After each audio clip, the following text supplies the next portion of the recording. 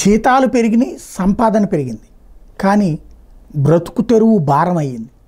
ఖర్చులు అంతే పెరుగుతున్నాయి, అంతకంటే పెరుగుతున్నాయి.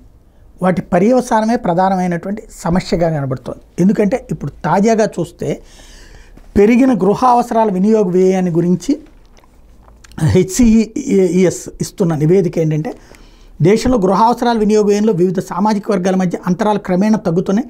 దశాబ్ద కాలంలో దేశంలో సగటు గృహ అవసరాల వినియోగ వ్యయం గణనీయంగా పెరిగింది. ఈ మేరకు జాతీయ గృహ అవసరాల వినియోగ వ్యయ నివేదిక వెల్లడించింది. 2011-12 నుంచి 22-23 మధ్యకాలంలో దేశ పౌరులు సగటున గృహ అవసరాల కోసం వెచ్చిస్తున్న వ్యయాన్ని అధ్యయనం చేసి ఈ నివేదిక రూపొందించింది. ఎస్సీ, ఎస్టీ, బీసీ సామాజిక వర్గాల వినియోగ వ్యయం 9.2% పెరిగింది. కాగా ఇతర వర్గాల్లో 8.5% పెరిగిందని నివేదిక వెల్లడించింది. గ్రామీణ ప్రాంతాల కంటే పట్టణ ప్రాంతాల గృహ అవసరాల వినియోగ వ్యయం అధికంగా పెరిగిందని తెలిపింది. 2011-12 దేశంలోని గ్రామీణ ప్రాంతాల్లో సగటు కుటుంబ నెల వ్యయం ఎంపీసీ 1430 ఉంటే 2022-23 నాటికి 3773కి పెరిగింది. ఇందులో అన్ని సామాజిక వర్గాలు కూడా ఖర్చు ఎక్కువ పెడుతున్నాయి. ఒకప్పుడు ఎస్సీలు 1122 రూపాయలు ఖర్చు పెట్టేవాళ్ళు 11-12లో, ఇప్పుడు 3016.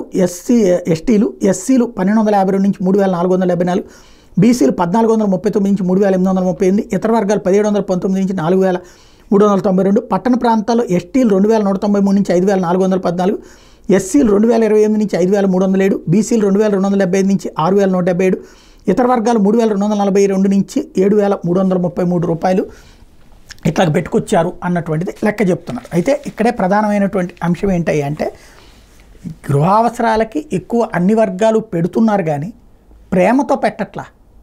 ఆదాయ వనరులు పెరిగితే రూపాయి దాచుకోవాలనుకుంటాం, దాచుకునే పరిస్థితి లేదు, ఖర్చు అయిపోతున్నాయి. ఎందుకని? ధరలు అదే స్థాయిలో ఉన్నాయి. ఇప్పుడు వాస్తవంగా చెప్పాలంటే వాళ్ళు ఆ స్థాయిలో సంపాదించకపోతే బతకలేమేమో. అందువల్లనే ఆదాయం పెరిగిందన్న సంతోషం ఎవరిలో కనిపించట్లేదు, అది మిస్ అవుతున్నారు.